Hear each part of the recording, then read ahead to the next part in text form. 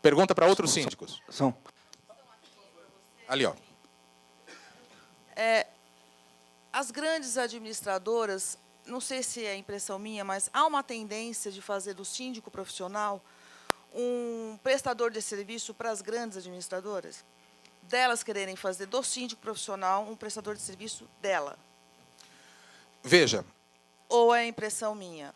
Aí é uma questão de percepção individual de cada profissional, de como esse profissional, este profissional vai se adequar ao mercado.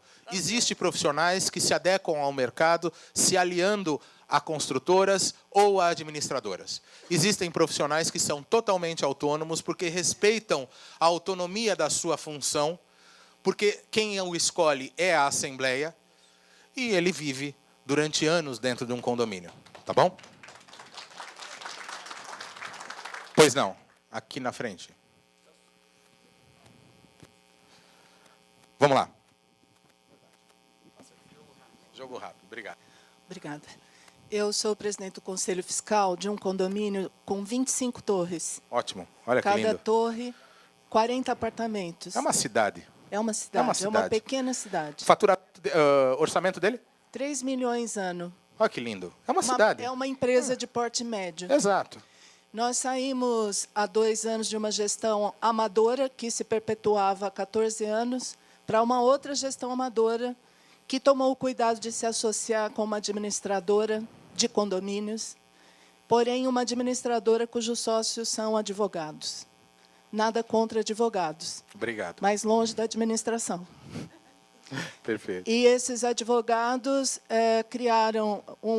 encouraçaram o síndico, destituíram todas as vozes, inclusive a do conselho, que não é consultado para nada. E fecha contratos vultosos, homéricos, enfim. Estamos no final desses 2 anos de gestão, a próxima eleição é em outubro, e eu sou candidata a síndica profissional, embora inexperiente. Porque eu sou economista e tenho 30 e tantos anos de atuação em gestão de negócio. Inexperiente, não. Alguma coisa você já viu na vida, né? Exatamente. Não na função não na sindicância, mas como presidente do conselho, atuei muito firmemente na fiscalização, em parceria direta com a auditoria, que legitima todas as minhas observações. A minha pergunta é, nesse esquema de neutralização, ouve-se dizer que essa administradora e esse síndico lançarão um síndico profissional. Com todas as vozes internas neutralizadas, de conselho e subsíndicos, qual o conselho que os profissionais aqui tão experientes no assunto podem me dar para me ajudar? Olha, eu passo o trabalho de formiguinha mesmo. Dentro de um condomínio, eu sou um pouco contra fazer campanhas públicas. Até porque 25 daria para fazer uma boa campanha, até uma campanha política mesmo, né? Eu sou um pouquinho contra de fazer isso dentro de condomínios, mas um trabalho de formiguinha, porque a partir do momento que você vai ser síndico, você tem que ser reconhecido pelos demais. Sendo reconhecido dos demais, você precisa que esses demais saibam quem você é. Então, você tem que se apresentar ponto a ponto, pontualmente para cada um. A questão de trabalho, de você mostrar o seu trabalho, também é uma questão muito séria, você formar um trabalho. Agora, observe a sua convenção. Se a sua convenção fala que essa eleição é por chapa, ou se essa eleição é individual. Porque você vai ter que trabalhar com uma equipe. Tá? Pois não. Já passo aqui. Não é o caso do condomínio meu, mas é de um outro condomínio, o qual um único morador tem 75... Não, procurações. Então, nunca conseguem destituir o síndico e ninguém. São todos moradores externos do prédio. O que se pode fazer nesse caso? Existem posicionamentos a respeito da lei de minoria, dos direitos da minoria. Porém, no Brasil, nós não temos esta concepção. É possível, sim, trabalhar com várias procurações, e quem limita estas procurações, a lei fala que quem recebe as procurações é que tem o poder de limitar. Ou seja, dentro de um condomínio, a convenção teria que ter o poder de limitar. Meu prédio tem 40, quase 50 anos, e ele fala que se eu tiver interesse na votação, eu não posso ter procurador. Ok? Então, eu não posso receber procuração, desculpa. Eu não posso receber procuração se eu tiver interesse na causa. Ou seja, para síndico eu não posso.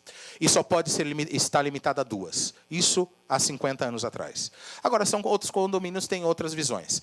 A questão que você pode fazer é a seguinte, é saber se na sua convenção exige-se uma procuração específica. Se ela for específica, você tem que ser renovada a cada assembleia. E aí fica mais difícil dele trabalhar com 75. Tá? Pois não.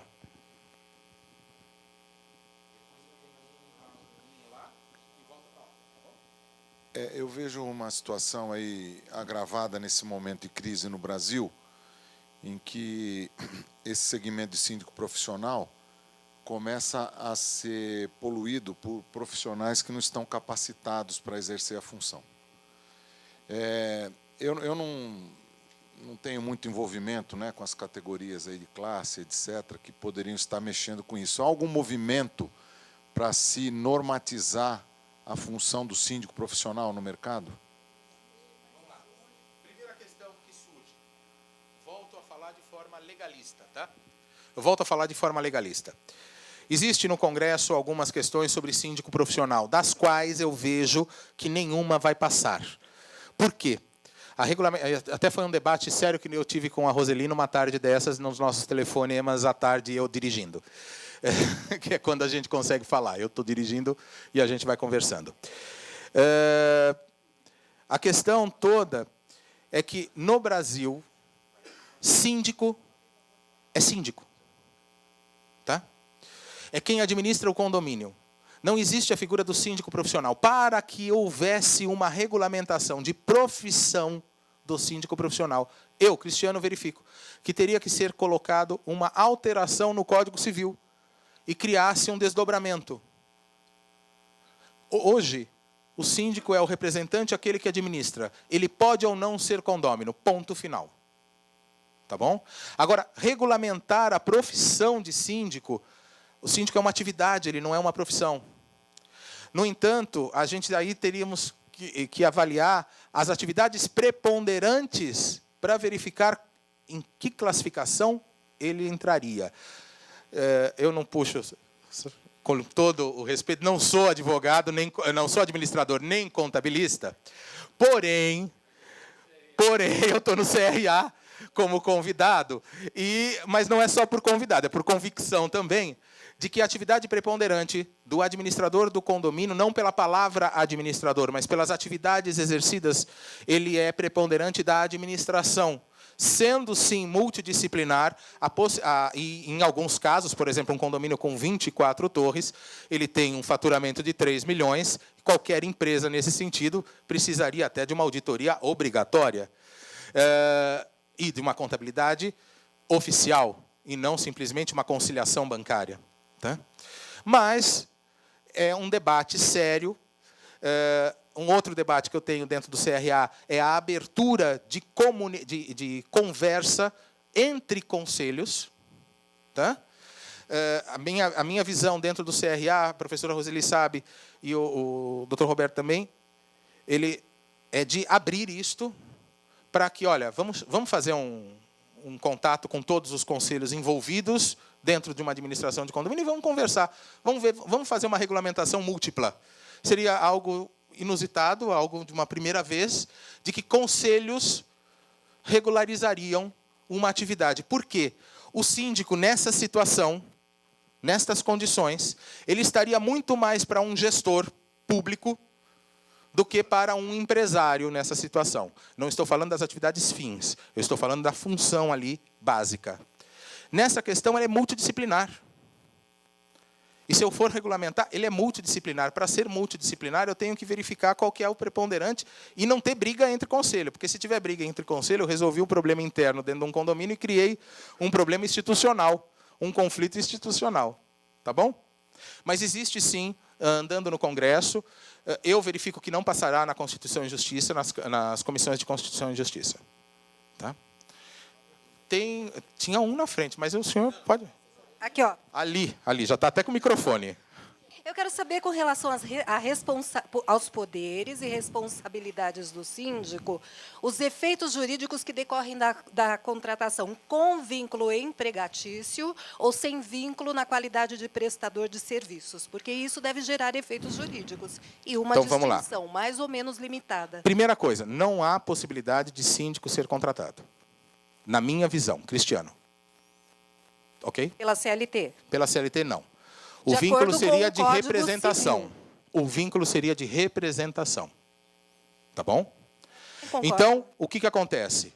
Acontece que tem que ser feito, sim, um alerta para aquele que é o institucionalizado, o síndico profissional, fazer a venda, ou fazer o contrato, que, na verdade, nada mais é do que a ata que vai institucionalizá-lo, porque escolheu ele a ser síndico, a solenidade que escolheu ele a ser síndico, que ele não recebe a posse de si, não é a solenidade de posse, é uma solenidade de escolha.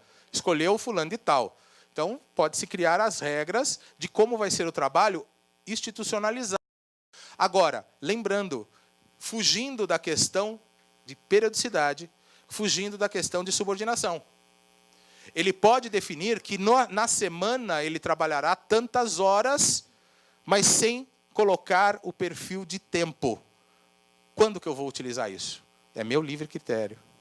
Ainda tem discussão a respeito das horas. Porque, mas na verdade, eu quero é uma mais base. saber do ponto de vista do conselho. Até onde que o síndico se subordina ao conselho? É exatamente isso que eu quero saber. Vamos lá. Conselho consultivo, ele existe na lei de 64 para dar opiniões quando chamado. Ponto. Conselho fiscal está no Código Civil, que não tem nenhum vínculo com o síndico, na minha visão. Ele analisa contas. Ponto. E apresenta relatório. O síndico, ele não está vinculado a nada desses casos, porque a questão é a Assembleia. O Conselho Fiscal, ele faz relatórios à Assembleia. Agora, existe um salvo. Este salvo é, a sua convenção pode falar diferente. A sua convenção pode definir diferente. Mas aí ela não contrariaria o Código Civil? Porque é ele que é o responsável civil criminalmente. Não, você sabe por que ele não contrariaria? Porque o artigo 1330... Roseli, me salva. Não, 48 ele fala das competências do síndico, os itens da convenção, 1330 alguma coisa, que esqueci. Os itens da convenção, ele fala que a forma da administração deve estar na sua convenção. Então, a sua convenção tem o limite, tem as possibilidades de fazer o que ela bem entender. Então, quanto mais estiver isso regulamentado na convenção, menor a responsabilidade do síndico do ponto de vista...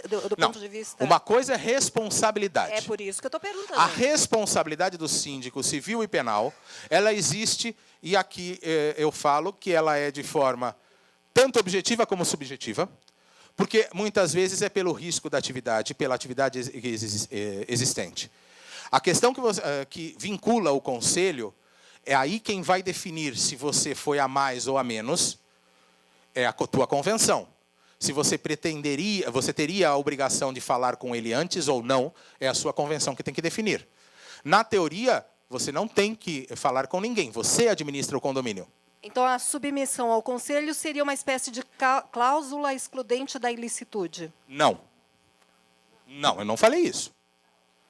Não existe cláusula excludente da ilicitude. Só vai existir cláusula excludente da ilicitude para você se você transferiu isso ou você nomeou outra pessoa para fazer e a Assembleia aprovou. Muitas vezes você chama uma administradora para representar você junto ao banco, acha que aquela ata está simples, colocada ali, ou nem tem ata. Muitas vezes você faz uma procuração. Acontece que... Isso é uma pegadinha legal. Quando você faz uma procuração para uma administradora assinar por mim, fiz a procuração para ela assinar. Eu estou responsável civil penalmente por tudo aquilo que ela faz. Se eu passar por uma assembleia para que ele assine por mim, a assembleia aprovou, a partir daquele momento, o que ele fizer, o ato é dele. A responsabilidade é dele, não é mais minha. Mas eu tenho que ter isso escrito na assembleia, na ata da assembleia. Esta é a única opção que eu tenho de excluir a minha responsabilidade. Em que sentido? Um escritório de advocacia advocacia. Sim. Se ele faz a contratação, ele particular, em nome do condomínio, ele continua sendo responsável pelo escritório. Não, não vejo isso. Se ele faz Não, em você sabe por quê? assembleia, e a Assembleia aprova, Não. então não. Não. Pelo seguinte, o síndico tem nas suas atividades a representação ativa e passiva do condomínio. Aí sim, 1348.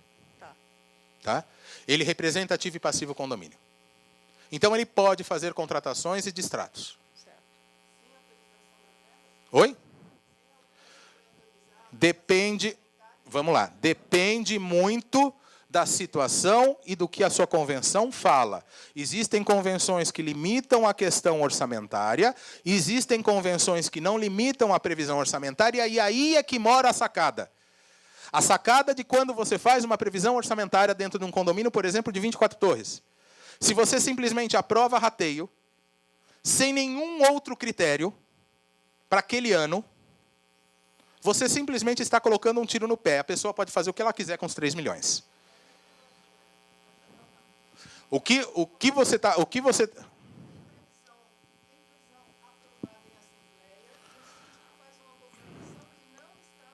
Espera aí, gente. A questão de previsão orçamentária. Ali você vai ter que trabalhar com a previsão orçamentária de forma mais complexa do que você está falando. Como que são esses requisitos dessa previsão orçamentária? Um plano contábil. Ok, com centro de custos. Perfeito. Então, aí tudo bem. Ele não vai poder explodir o centro de custos que ele tem. Se ele explodir o centro de custos que ele tem, ele possui alguns mecanismos jurídicos. Reforço de caixa é um deles. Aonde eu vou achar o reforço de caixa? Lei de locação. Artigo 23.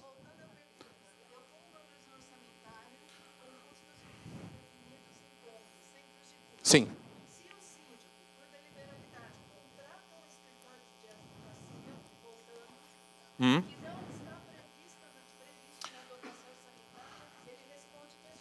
Não pelo seguinte, mas ele não responde pessoalmente, porque depende da situação.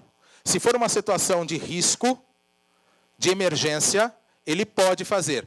Porém, qualquer providência, qualquer situação administrativa ou judicial que comprometa o condomínio, ele tem a obrigação de chamar uma assembleia e comunicar à assembleia para ratificar o ato dele. Mas ele tem a obrigação de agir. Ele não pode se omitir. É um pouquinho diferente de uma empresa nessa questão. Ele não pode esperar uma aprovação orçamentária para um complemento orçamentário, porque existe prazos que ele é responsável. Tá bom? Oi.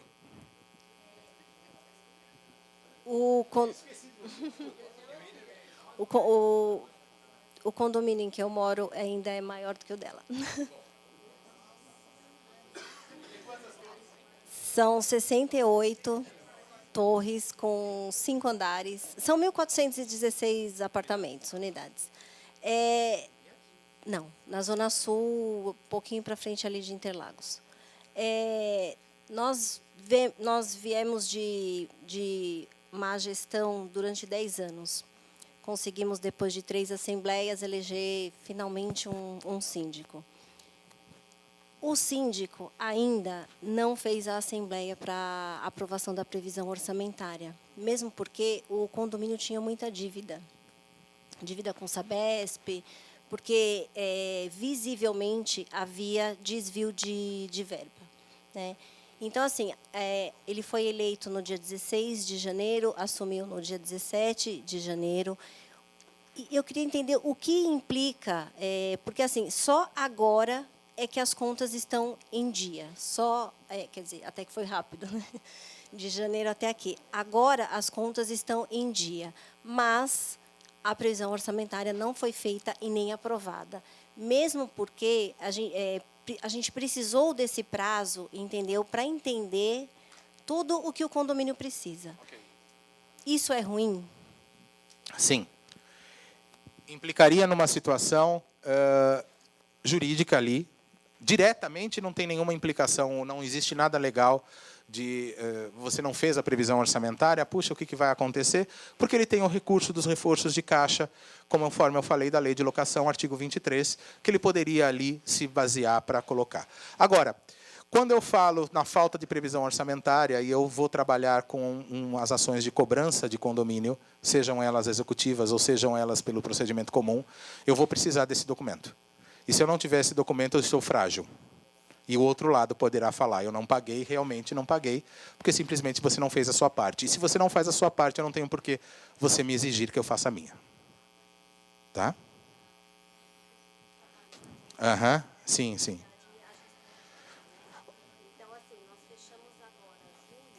Posso só... desculpa, a gente já conversa a respeito disso. Senhores, eu sei que... Importante. Vai ser a última, gente, por causa das 7 horas, a gente conversa daqui a pouco. Nós temos firma de contabilidade, tá certo? De condomínio. Existe firma de síndicos profissionais? Na pessoa jurídica? Roseli, salva aqui que ela fez a pesquisa agora por causa do livro dela. Vai lá. Então, boa noite aí a todos, né? Então, o síndico profissional... tem um que trabalha como autônomo e tem outros que abrem uma empresa, né? Até pode, com o KNAI e até... Não, ele tem uma empresa com o CNPJ... KNAI próprio. Mas o representante legal do condomínio é o CPF dele. Porque não...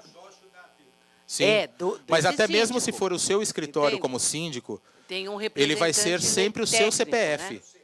É, sempre o CPF. Não, você pode fazer no PJ. Contrata a pessoa jurídica, entende? Mas aí, por exemplo, vamos supor, lá na ata vai sair assim. Então, foi eleita a empresa, né, XYZ, sendo representada, tá certo? Por Tecnicamente, pelo senhor tal, CPF número tal.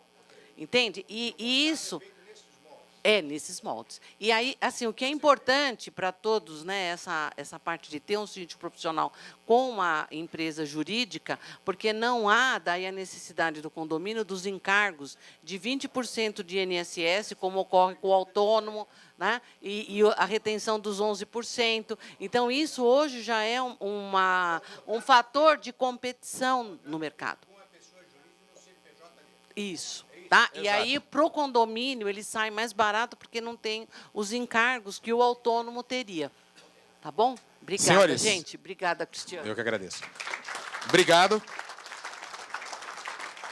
Chapina. Doutor e professor Cris, parabéns pela sua apresentação, pela sua palestra. Parabéns aos participantes aqui que interagiram aí muito brilhantemente. E agora, só para dar um pitoco final da contabilidade, eu recomendaria aos síndicos que não deixaria de ter um contador assistindo essas contas do síndico. Porque os administradores, com todo o respeito, eles ganharam essa luta, mas está para ser revertido esse assunto. Tem até uma norma no Conselho Federal de Contabilidade. Eu sou um pouco cético, porque toda vez que eu fiz auditoria em condomínio, eu desclassifiquei a administradora por desvio de recurso. Tem uma situação muito simples nas demonstrações, que é uma confusão de número que nem a gente que é da contabilidade consegue entender. Você transfere da conta ordinária para fundo de reserva, a aplicação do dinheiro você não consegue enxergar. Aí tem nas contas grandes, das grandes administradoras, uma conta tal pool, que joga todo o dinheiro de 500 condomínios, tudo numa conta que você não sabe se o seu dinheiro foi aplicado, se não foi aplicado. O homem que é especialista para isso e não recebe por isso. O homem que é especialista para identificar isso é o profissional de contabilidade. Contador não deve fazer administração porque ele não foi formado para isso. E administrador não deve fazer contabilidade porque ele não foi formado para isso. Ponto. Muito obrigado.